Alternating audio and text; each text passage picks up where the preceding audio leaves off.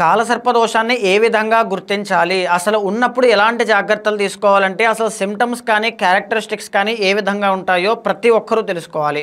ఇలాంటివి కనబడితే ఖచ్చితంగా కాలసర్పదోషం ఉంది అని మీరు గుర్తించవచ్చు. ప్రధానంగా చెప్పాలి అంటే క్రానిక్ హెల్త్ ఇష్యూస్ అనేటువంటి లైఫ్లో చాలా తొందరగా ఎర్లీ స్టేజ్లో రావడం చాలా తొందరగా మనం గుర్తించవచ్చు. అండ్ కోపము అనేటువంటిది ఎక్కువగా ఉంటుంది, యాంగర్ ఇష్యూస్ అండ్ వ్యక్తిత్వాన్ని మనం కొద్దిగా చూసుకుంటే కనుక కోపము అనేటువంటిది ఎక్కువగా ఉండడం, హైలీ సెన్సిటివ్ అండ్ ఎమోషనల్ నేచర్తో ఉండడం కానీ లేకపోతే అతి మంచితనము అనేటువంటిది చాలా ఎక్కువ ఉంటుంది, అతి దాన గుణము, అతి ప్రేమ, ఓవర్ పొసెసివ్నెస్ ఇలాంటివన్నీ కూడా కాలసర్పదోషం యొక్క ప్రధానమైనటువంటి లక్షణాలుగా మనం గుర్తించవచ్చు.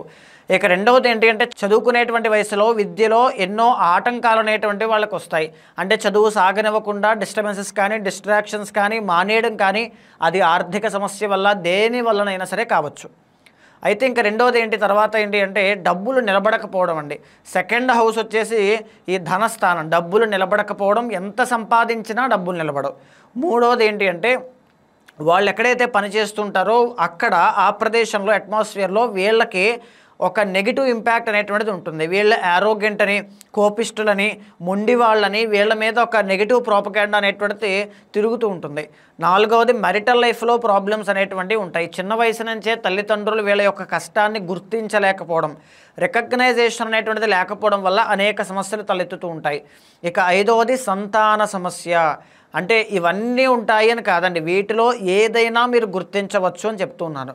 ఐదవది సంతాన సమస్య, సంతానం లేటుగా పుట్టడం కానీ, పుట్టినటువంటి సంతానానికి ఆరోగ్య సమస్యలు, ఆర్టిజం, మాటలు సరిగ్గా రాకపోవడం కానీ, బాల అరిష్ట దోషములతో జన్మించడం, గర్భదోషాలు అంటే కడుపులో ఉండగానే చనిపోవడం, ఇది ఖచ్చితంగా ఫేస్ చేస్తారు, దీన్ని బాగా గుర్తించవచ్చు. ఇక ఆరవది ఏంటి అంటే శత్రువులు, కుటుంబంలోని శత్రువులు ఉంటారు, మోసం చేసేటువంటి వాళ్ళు పక్కపక్కనే ఉంటారు, అతి మంచితనంతో నమ్మి హామీలు, రుణ బాధలు ఇవన్నీ కూడా వీళ్ళకి కొని తెచ్చుకున్నట్టుగా, వీళ్ళకి ఏముండవు, వీళ్ళే కావాలని వీళ్ళ యొక్క ప్రయత్నపూర్వకంగా కొని తెచ్చుకున్న విధానంగా కనబడుతూ ఉంటాయి. ఇక్కడ ఏడవది ఏంటి అంటే మ్యారిటల్ లైఫ్లో మిస్అండర్స్టాండింగ్స్ అనేటువంటివి చాలా ఎక్కువ అవుతాయి. అంటే ఏమీ ప్రాబ్లం ఉండదు, చాలా చిన్న ప్రాబ్లమే అది చాలా పెద్దగా అయిపోతుంది. చాలా పెద్దగా ఏదో భూతద్దంలో పెట్టి చూసినట్టుగా చిన్న చిన్న విషయాలు కూడా చాలా పెద్దగా అయిపోవడం లాంటివి కనబడుతూ ఉంటాయి.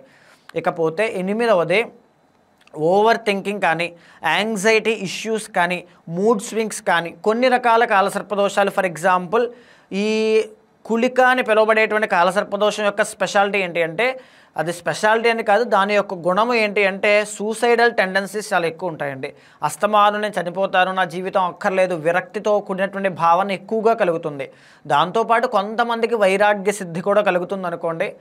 అయితే ఇకపోతే తొమ్మిదవది బ్లాకేజెస్, మనీ బ్లాకేజెస్, పనులు అవ్వవు. సో ఇక్కడ ఏంటి అంటే నా జీవితంలో నేను ఏం చేసినా, ఎంత కష్టపడినా నాకు 40 సంవత్సరాలు 50 సంవత్సరాలు వచ్చాయి కానీ నాకు ఏదీ పని అవ్వట్లేదనే ఒక భావన కలుగుతూ ఉంటుంది. అది తొమ్మిదవది.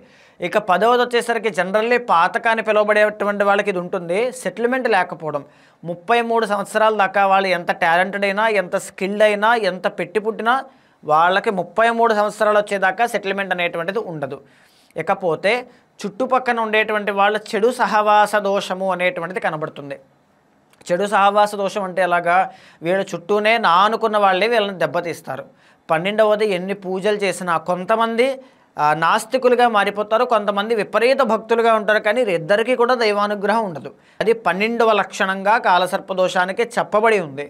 ఇకపోతే మనం ఈ కాలసర్పదోషంలో రెండవ రకమైనటువంటి కుళిక అని పిలువబడేటువంటి కాలసర్పదోషం కోసం మనం చూస్తే, కుళిక అనేటువంటిది సెకండ్ టైప్ అండి. అంటే 2వ స్థానంలో రాహు ఉండి 8వ స్థానంలో కేతు ఉన్నప్పుడు ఈ కుళిక అనేటువంటిది ఎఫెక్ట్ అవుతుంది.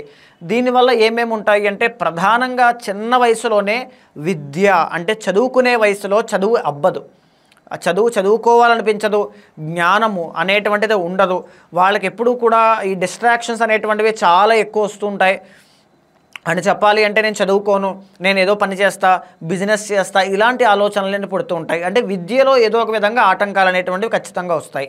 ఇకపోతే రెండవది ఏంటి అంటే సంపాదించినటువంటి డబ్బు నిలబడకపోవడం. సెకండ్ హౌస్ మనం చెప్పుకున్నామండి, 2వ స్థానం ధనస్థానం కాబట్టి సంపాదించిన డబ్బు నిలబడదు. ఎంత సంపాదిస్తున్నారో అంతా వెళ్ళిపోతుంది. కొన్ని సందర్భాల్లో అసలు డబ్బు రావడం కూడా కష్టమే.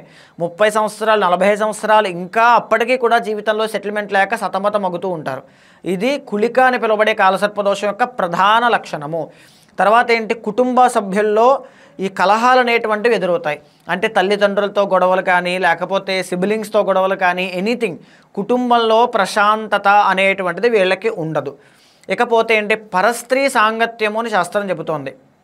అంటే వేరే వేరే స్త్రీలతో ఈ అఫైర్స్ కానీ, ఎక్స్ట్రా మెరిటల్ అఫైర్స్ కానీ పెట్టుకోవడం, ఇలాంటివన్నీ కూడా ఈ కులిక అని పిలువబడే కాలసర్పదోషం యొక్క లక్షణాలుగా శాస్త్రం చెబుతోంది. ఒకవేళ అలాంటివి ఏవైనా సిమ్టమ్స్ కనబడితే అది రాహు యొక్క ప్రభావం చేత వాళ్ళ మనసులో పుట్టేటువంటి భావన వల్ల కలుగుతోంది. ఖచ్చితంగా దానికి సంబంధించిన జాగ్రత్త తీసుకోండి. తర్వాత ఏంటి, సంతానానికి సంబంధించిన సుఖం లేకపోవడం, ఈ స్నేహితులతోనూ మిత్రులతోనూ ఎవరితో పడితే వాళ్ళతో గొడవలు అవుతూనే ఉంటాయి. అస్తమాను గొడవ మనిషిలాగా, కోపంలాగా, మూర్ఖత్వంతో తెలియకుండానే గొడవలు అనేటువంటివి సంభవిస్తూ ఉంటాయి. ఇది సెకండ్ హౌస్లో రాహు కులిక వల్ల వచ్చేటువంటి ఫలితములు.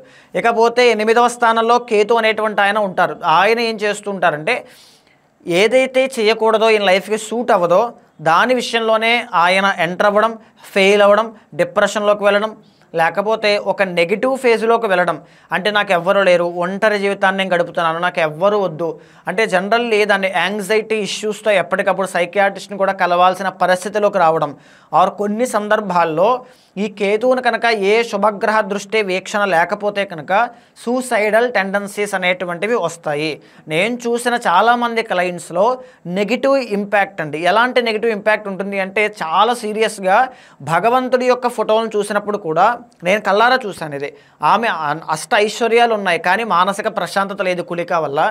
ఈ భగవంతుడి యొక్క ఫోటోలు చూసినప్పుడు వాళ్ళని వికృతంగా చూస్తున్నటువంటి ఆలోచనలు పుట్టడం, భోజనం తింటున్నప్పుడు వాళ్ళు ఇంకోటి ఏదో తింటున్నట్టుగా వాళ్ళ భావన కలగడం, ఇలాంటివన్నీ ఉండడం వల్ల ఆమెలో ఆమె పోరాటం చేస్తూ, కష్టం అనుభవిస్తూ, బాధపడుతూ, ఏడుస్తూ, అంటే తెలియనటువంటి రోదన అనుభవిస్తూ ఉంటారు. ప్రశాంతత ఉండదు, వాళ్ళకి నిద్ర పట్టదు. ఇది కులిక అని పిలువబడేటువంటి కాలసర్పదోషం.